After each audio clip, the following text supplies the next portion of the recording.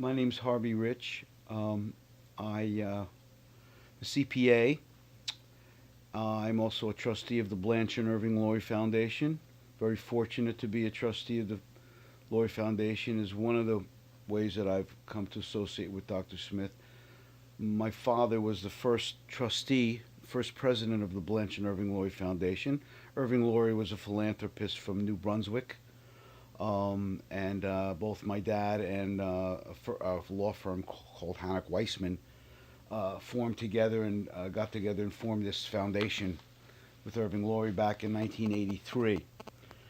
My father was the first president, and I've been on the board since 1993 or so.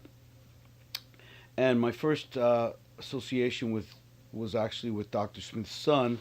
I came back from California, where I'd been living for many years as an entertainer and performer, songwriter, and I married my wife Jane, and she got pregnant, and she had some difficulties, and came to meet Dr. Smith's son Leon Jr. through my brother-in-law Marshall Pollock at St. Barnabas Hospital, and he helped us greatly. We were always very impressed with him in the hospital, and helped us with our little boy, have our little boy Connor.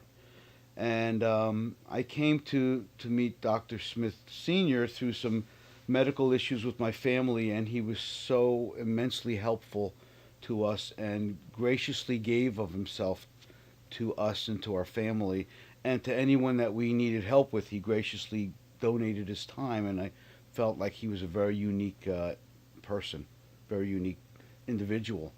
And so when it came to think about how I could give back to him, I thought maybe through my foundation I was able to donate some funds, and will hopefully be there, continue to be a donor as long as we can to his foundation. He's inspired me, I think, to in the way he presents himself and the way he shares his passion for what he does. And I remember the first time I came up here to give him a check. I drove up here from a half hour away, and he said, "That's a marvelous thing that I did." And I said, "What was so marvelous? You deserve this. Here it is." And he wrapped his arms around me, and I was crying in the parking lot. I said, "This man has he shows his appreciation so wonderfully," and it made me cry. I said, "I'm going to try and find other reasons to come up to see him." He makes me feel good.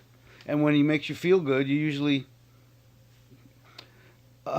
if he, I guess the mental and physical aspect of illness is all tied in, and I think that when you combine your what do you call bedside manner, personality, ability to give and show compassion, I think it's a great healer, and I think that's what makes him special.